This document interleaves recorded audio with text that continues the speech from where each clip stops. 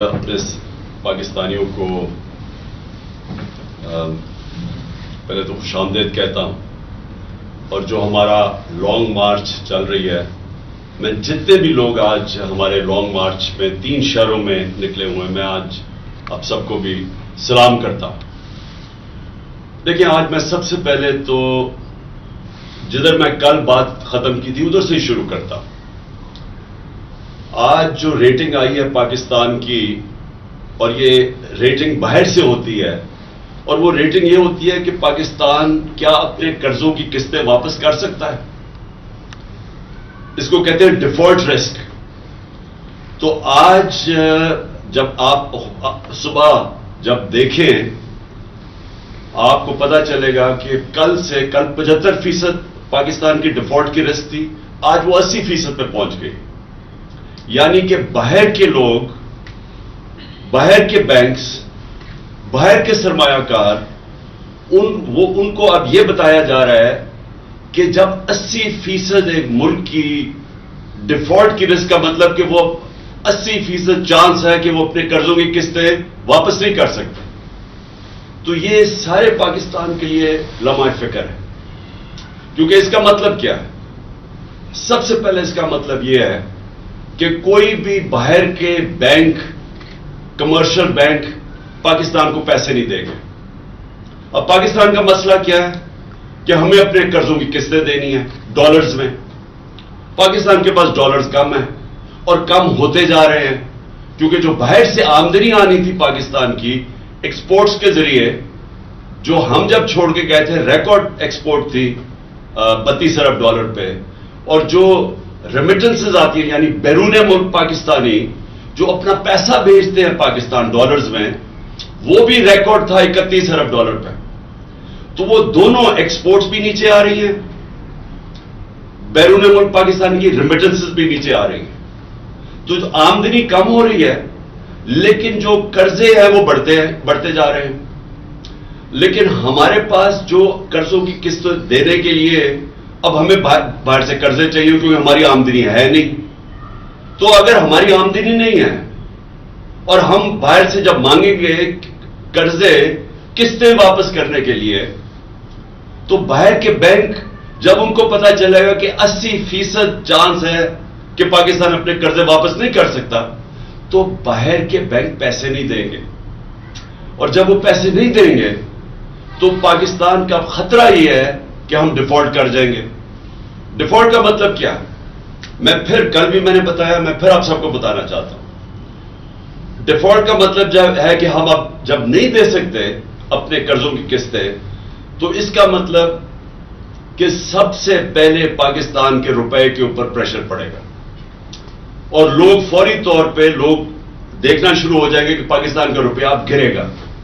तो जब पाकिस्तान का रुपया गिरेगा तो अभी से ही लोग डॉलर खरीदना शुरू हो जाएंगे। और इससे क्या होगा? अगर हम डॉलर खरीदना शुरू हो गए तो जिसने फैक्ट्रियां बनानी है, कारखाने बनाने हैं, पाकिस्तान में लगाने हैं, जिससे नौकरियां मिलेंगी, दौलत में इजाफा होगा, तो वो रुक जाएगा। कि वो समझेगा कि मैं अपने, और खास तौर पे बाहर जो लोग बैठे हुए हैं, कि मैं अपने डॉलर पाकिस्तान के रुपए में क्यों बदलूं जबकि रुपए ने गिरते जाना है। तो कारखाने से मुझे कितना पैसा मिल जाएगा? अगर मैं डॉलर ही रखूं तो वो डॉलर वैसे ऊपर जाता जाएगा। तो लिहाजा वो सरमायाकारी रुक जाती है। मुल्क के अंदर भी लोग डॉलर खरीदना शुरू हो जाते हैं बजाय वो पैसा सरमायाकारी पे लगाने के लिए। तो ये क्यों हमारे लिए लम्हा फिक्र है? क्योंकि इसका मतलब ये कि पाकिस्तान अब उधर जा रहा है जिधर डिफॉल्ट होने की वजह से रुपए पे प्रेशर पड़ेगा, रुपया गिरेगा। जब रुपया गिरेगा फिर क्या होगा? महंगाई बढ़ेगी। तो आगे ही महंगाई आज ज्यादा है, तो जब रुपया मजीद गिरेगा तो और महंगाई बढ़ जाएगी, और जब महंगाई बढ़ेगी गुर्बत बढ़ जाएगी। 5 करोड़ पाकिस्तानी हैं जो गुर्बत की लकीर के नीचे हैं, और उसके ऊपर 5 करोड़ पाकिस्तानी हैं जो अगर इसी तरह महंगाई बढ़ती गई, जो बढ़ती जा रही है, तो वो भी गुर्बत की लकीर के नीचे चले जाएंगे। उसका मतलब यह कि 2 वक्त की रोटी नहीं खा सकेंगे। तो एक तरफ माइशत नीचे जा रही है, दूसरी तरफ मैं आपको बताना चाहता हूं कि आज ज़राअत में क्या हो रहा है। جو ہماری آبادی ہے دیہات کی آبادی اور تقریباً ہماری ایک تقریباً آدھی آبادی بالکل زراعت کے اوپر گزارا کرتی ہے. تو میں یہ آج آپ کو ذرا زراعت کی جو میں نے حکومت کی ایک کمیٹی ہے فائنانس کمیٹی آن ایگریکلچر, میں ذرا اس کی رپورٹ دینا چاہتا ہوں کہ انہوں نے اب وہ کیا کہہ رہے ہیں.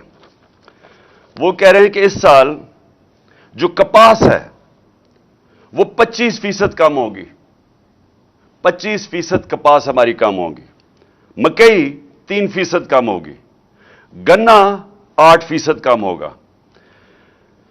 جو پھر ہمارے لیے ایک آگے فکر کی چیز ہے وہ یہ کہ چاول 40% کم ہوں گے, یا اگلے سال چاول 40% کم ہوں گے, مرچیں 54% کم ہوں گی.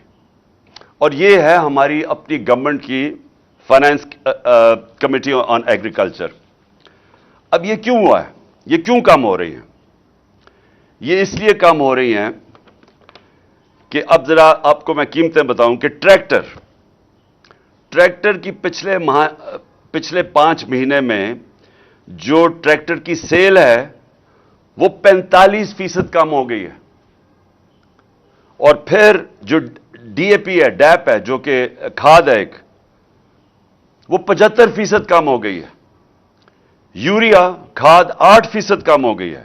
پوٹاش کھاد 85% کم ہو گئی ہے. ڈیزل جو لوگ کسان خرچ کرتا تھا 22% کم ہو گیا. یہ کیوں ہوا ہے؟ ان کی قیمتیں بڑھ گئی ہیں. کیونکہ جو کسان استعمال کرتا ہے جو چیزیں جس کی وجہ سے پیداوار بڑھتی ہے, یوریا, ڈیزل, کھادیں, ان ساروں کی قیمتیں بڑھ گئی ہیں. کیونکہ ان کی قیمتیں بڑھ گئی ہیں, ہمارا اس وقت زراعت کے اندر یہ جو میں نے فصلیں بتائی ہیں یہ ساری ان کی جو پیداوار ہے وہ کم ہو گئی ہے. اور یہ زراعت کا حال ہے. دوسرا انڈسٹری, ہم جب چھوڑ کے گئے تھے تاریخی انڈسٹری آگے بڑھ رہی تھی 27%, آج وہ گر کے آ گئی ہے 7 مہینے کے بعد 1% پہ. تو جب انڈسٹری بھی نیچے آ رہی ہے, زراعت بھی نیچے آ رہا ہے, تو دولت میں تو اضافہ ہو نہیں رہا پاکستان کے, بلکہ دولت کم ہوتی جا رہی ہے. اور جب دولت کم ہوتی جائے گی تو قرضوں کی قسطیں کدھر سے واپس کرنی ہے؟ اب یہ سوچنا ایک گھر ہے, گھر کے اوپر قرضے چڑھے ہوئے ہیں, گھر وہ قرضے کیسے اتارے گا؟ آمدنی بڑھا کے اتارے گا. جب وہ گھر کے سارے لوگ مل کے اپنی آمدنی کے اندر اضافہ کریں گے تو وہ اضافائی آمدنی کے ذریعے وہ قرضوں کی قسطیں واپس کریں گے. تو اگر گھر کی آمدنی کم ہو جائے وہ کیسے قرضے واپس کرے گا؟ اور جب وہ قرضے واپس نہیں کرے گا دنیا قرضے نہیں دے گی. دنیا قرضے نہیں دے گی تو ہمارا سب سے بڑا جو پھر سے میں کہہ رہا ہوں خطرہ ہے, روپے پہ پریشر پڑے گا, روپیہ کمزور ہوگا. جو ہوا ہے ان کے دور میں روپیہ تاریخی گرا ہے, تو روپیہ جب گرتا ہے تو ساری چیزیں مہنگی ہو جاتی ہیں. تیل, ڈیزل, بجلی, یہ سب جب روپیہ نیچے جائے گا یہ مہنگے ہو جائیں گے. اور یہ مہنگائی جتنی بڑھتی جائے گی غربت بڑھتی جائے گی. تو پہلے زراعت کا میں نے آپ کو بتایا, میں نے انڈسٹری کا بتایا آپ کو کہ وہ نیچے آ گئی ہے. اس کا مطلب بے روزگاری بھی بڑھ رہی ہے, مہنگائی بھی بڑھ رہی ہے. 50 سال میں سب سے زیادہ مہنگائی ہوئی ہے. اب عموماً تو حکومت کو فکر کرنی چاہیے, حکومت کی تو سب سے زیادہ زور لگنا چاہیے کہ جو معاشی بحران آ رہا ہے, یہ جو آگے تباہی آ رہی ہے, حکومت کو تو سارا وقت اس کے اوپر زور دینا چاہیے. لیکن حکومت کیا کر رہی ہے؟ حکومت سب سے پہلے یہ کوشش کر رہی ہے کہ ان کی جو کرپشن کے کیس ہے وہ ختم کیسے ہوں. یہ کبھی کسی ملک کے اندر ایسے نہیں ہوا کہ 1100 ارب روپے کے کرپشن کے کیس ہیں جو نیب میں پڑے ہوئے تھے, 1100 ارب روپے کے. اور انہوں نے اسمبلی میں بیٹھ کے قانون پاس کیا ہے جس سے ان میں ہر کسی کے جو بڑے بڑے ڈاکو ہیں ان کے کرپشن کیس ختم ہو رہے ہیں. اب تو سب سے بڑا ان کا کارنامہ یہ ہے کہ جب سے یہ آئے ہیں انہوں نے قانون بنایا ہے, اپنے آپ کو این آر او دے دیا ہے, ان کے کرپشن کے کیسز ختم ہوتے جا رہے ہیں. قوم کو 1100 ارب روپے کا نقصان ہو رہا ہے. انہوں نے وہ جی عمران ہر کوئی شوشہ چھوڑتے ہیں, وہ صرف وہ ہوتا ہے کہ ایک ان کی جو چینل ہے جیو اس کے ساتھ مل کے پروپیگنڈا کرتے ہیں کہ جی وہ گھڑی ہے, وہ گھڑی کے اوپر تو میں یہ کہہ دوں کہ میں ان کو امریکہ میں بھی اب کیس کر رہا ہوں, برطانیہ میں بھی کر رہا ہوں, دبئی میں بھی کر رہا ہوں, اور میں وہ اس لیے کر رہا ہوں کہ وہاں تیزی سے کیسز ہوں گے, اور انشاءاللہ یہ میں ان کو ایکسپوز کروں گا کہ یہ جو اب آزادی صحافت کے نام پہ یہ جو میڈیا ہاؤسز بنے ہوئے ہیں, ان کی یہ ایجنڈوں پہ کام کرتے ہیں, یہ وہ لوگوں کے ساتھ مل کے بلیک میل کرتے ہیں, اور یہ انشاءاللہ مجھے انہوں نے ایسا موقع دیا ہے کہ میں اب باہر کی عدالتوں کے اندر ان کو ایکسپوز کروں گا جو انہوں نے یہ فراڈ کے ساتھ میرے اوپر یہ جو الزامات لگائے ہیں. لیکن کہاں یہ چند کروڑ کی بات جو اٹھا دی اتنی, اور کہاں 1100 ارب روپے کے کیسز معاف ہو رہے ہیں ان کے, اور شہباز شریف کے اور بیٹوں کے اوپر 16 ارب روپے کا وہ کیس ہے جو کہ ایف آئی اے کے اندر وہ 4 گواہ مر چکے ہیں, ایک انویسٹیگیٹر مر چکا ہے, اس کے اوپر کوئی بات نہیں ہو رہی. اس کے کیس وہ آرام سے اپنے اوپر ایف آئی اے کا اپنا آدمی بٹھا کے وہ کیس ختم, نیب کا اپنا آدمی بٹھا کے 8 ارب روپے کے نیب کے کیس تھے جو ٹی ٹی کیس تھے, جو جعلی نام پہ انہوں نے پیسہ منگوایا تھا پاکستان, وہ اپنا آدمی بیٹھ کے اب وہ کیس ختم ہوگا. زرداری کے کیس وہ ختم ہوں گے. اومنی گروپ جس نے 9 ارب روپے کی پلی بارگن کی تھی, مطلب یہ کہ انہوں نے اومنی گروپ جو زرداری کے ساتھ ہے انہوں نے کہا کہ ہاں ہم نے کرپشن کیا ہے اور 9 ارب روپے ہم واپس کرتے ہیں, لیکن انہوں نے جو نئے قانون بنائے ہیں اب یہ ہو سکتا ہے کہ وہ 9 ارب روپیہ گورنمنٹ کو واپس کرنا پڑے ان کو, کیونکہ انہوں نے قانون ہی ایسے بنا دیے ساروں کو اپنے آپ کو بچا لیا ہے. اور وہ جو ایونس فیلڈ ہے, جو پینما کے پیپرز کے اندر جو انکشاف ہوا تھا کہ لندن کے بڑے بڑے 4 محلات مریم کے نام پہ ہیں, تو وہ بھی اب سارا کیس ختم ہو گیا ہے. اور وہ جو حسن شریف ہے جو 10 ارب روپے کی پراپرٹی لندن میں 1 ہائیڈ پارک میں ہے, اس کے اوپر بھی اب کوئی نہیں پوچھے گا. اور یہ ان کا اصل میں آنے کا مقصد تھا, اپنے کیس ختم کرنے کے لیے. اور دوسری چیز کہ یہ پھر بلون چھوڑتے ہیں کہ جی دیکھیں اس کے توشہ خانہ ہو گیا اور فورن فنڈنگ ہو گئی, اور میڈیا ان کے ساتھ مل کے اس کو اٹھاتا ہے. ان کا میڈیا کبھی یہ بات نہیں کرے گا, یہ جو میں کہہ رہا ہوں کہ اس ملک کی تاریخ کا سب سے بڑا ڈاکہ پڑ رہا ہے, 1100 ارب روپے کے اپنے کیس معاف کروا رہے ہیں, اور اسی لیے یہ آئے تھے. ملک کا دیوالیہ نکال دیا ہے. 5% تھی پاکستان کی ڈیفالٹ کی رسک, یعنی جب ہم تھے مارچ کے اندر یہ جو نو کانفیڈنس سے پہلے, تو پاکستان اپنے قرضوں پہ کتنا ڈیفالٹ کرتا ہے, وہ 5% تھی, آج 80% ہے. ان کے آنے سے 80%. اب جب چانس آ گئی تو میں نے آپ کو بتا دیا ہے کہ یہ دنیا کے اندر پیغام چلا گیا ہے کہ پاکستان کا اب دیوالیہ نکلنے لگا ہے. میں نے ایک سمیع ابراہیم کے ساتھ پروگرام کیا تھا 6 مہینے پہلے, میں نے پیشن گوئی کی تھی. میں نے سمیع ابراہیم کے پروگرام میں پیشن گوئی کی تھی کہ ان سے معیشت نہیں سنبھالی جائے گی, یہ معیشت نیچے جائے گی, ہم اپنے قرضوں کی قسطیں نہیں ادا کر سکیں گے, کیونکہ یہ پہلے ہی دیوالیہ نکالا ہوا پاکستان 2018 میں پہلے یہ چھوڑ کے گئے تھے. جب یہ 99 میں گیا تھا نواز شریف, تب پھر دیوالیہ نکلا ہوا تھا پاکستان کا. تو انہوں نے تو کبھی بھی ٹھیک نہیں کیا, انہوں نے تو تباہ کر کے گئے ہیں. تو اب انہوں نے آگے کیسے ٹھیک کرنا تھا؟ تو میں نے تب یہ کہا تھا کہ ملک ادھر پہنچ جائے گا جدھر ہم ڈیفالٹ کی طرف نکل جائیں گے. اور اس کے بعد میں نے ایک اور چیز کہی تھی کہ جو نیشنل سیکیورٹی ہے, ملک کی سلامتی ہے, وہ داؤ پہ لگے گی. کیونکہ جو لوگ ہمیں نکالیں گے اس سے ڈیفالٹ سے, میں آج آپ کو کہہ رہا ہوں کیونکہ میں 3.5 سال اقتدار میں رہ چکا ہوں, اور میں ان کو ویسے بھی جانتا ہوں, ان لوگوں کو جن کے پاس ہم جائیں گے ہاتھ پھیلا کے کہ جی اب ہماری مدد کریں, ہمیں نکالیں اس میں سے. میں آج آپ کو کہہ رہا ہوں انہوں نے ایک چیز ڈیمانڈ کرنی ہے, اور جب وہ ڈیمانڈ کریں گے اس ملک کی نیشنل سیکیورٹی کے اوپر بہت بڑا کمپرومائز ہوگا.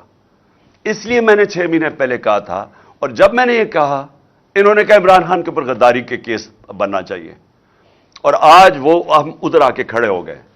مجھے ایک اور خوف ہے, مجھے خوف یہ ہے کہ انہوں نے ملک سے بھاگ جانا ہے, کیسز اپنے معاف کروا کے معیشت سے سنبھالی نہیں جانی، انہوں نے ملک سے باہر بھاگ جانا ہے.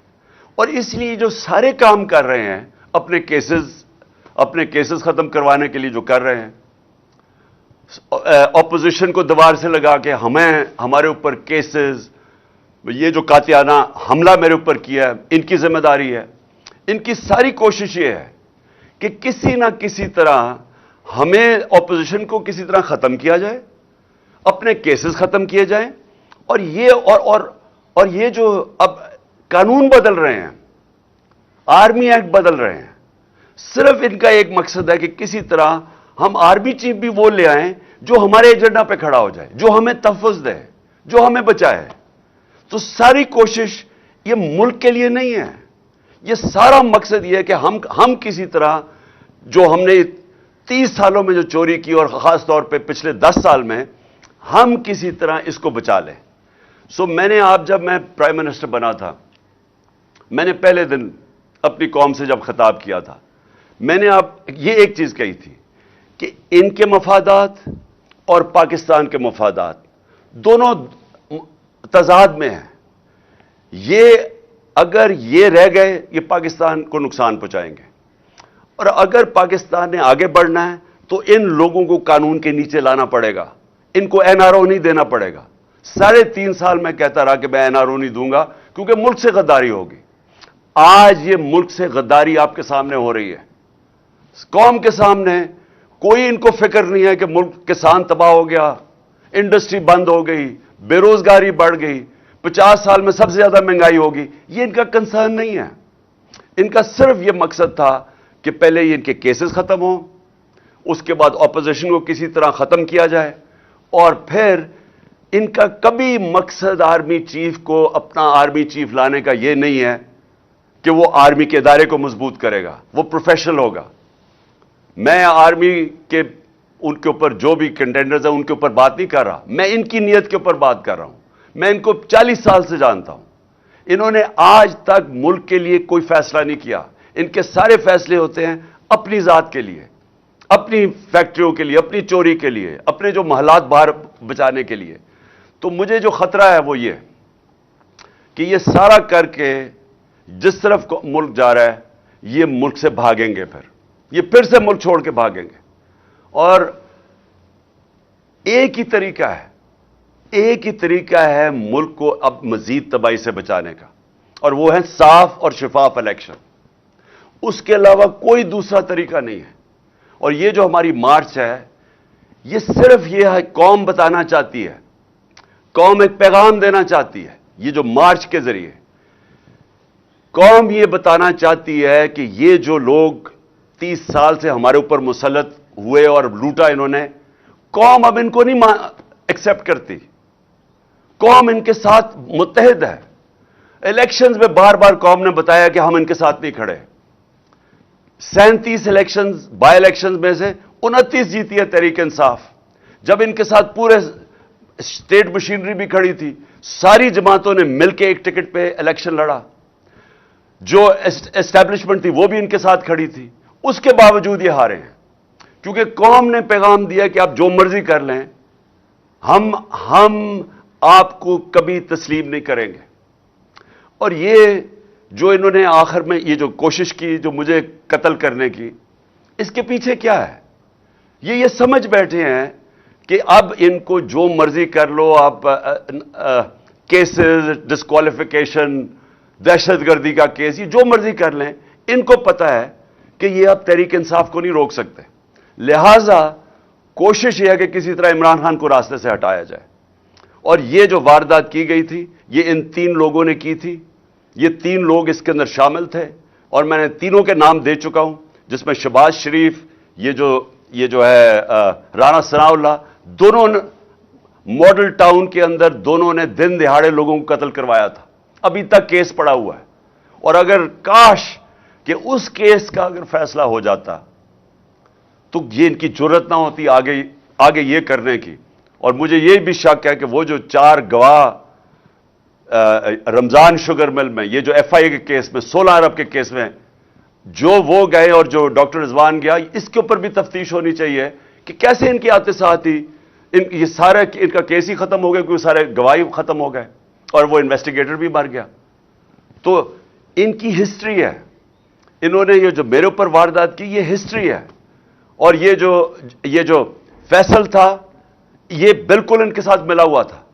اور میں انشاءاللہ یہ چیف جسٹس سے ڈیمانڈ کرتا ہوں کہ جب بھی آپ انویسٹیگیٹ کریں گے, کیونکہ انویسٹیگیشن تو اب صرف چیف جسٹس کے نیچے ہو سکتی ہے, یہ ثابت ہوگا کہ یہ تینوں نے مل کے یہ پلان کیا تھا میرے اوپر, اور صرف اس لیے کہ کسی طرح یہ عمران خان راستے میں کھڑا ہے, این آر او یہ نہیں دیتا, یہ ہماری کرپشن کے اوپر پیچھے نہیں ہٹے گا, تو اس لیے اس کو راستے سے ہٹایا جائے.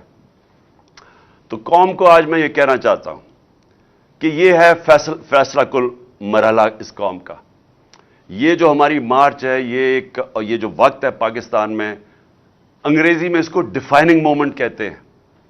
ہماری تاریخ کے اندر یہ وہ وقت آ گیا کہ ہم اپنے ملک کا راستہ بدل سکتے ہیں. اگر قوم جب کھڑی ہو جاتی ہے, جب قوم فیصلہ کر لیتی ہے کہ ہم نا انصافی نہیں برداشت کریں گے, ہم ظلم نہیں برداشت کریں گے, وہ قوم اپنے آپ کو آزاد کر دیتی ہے.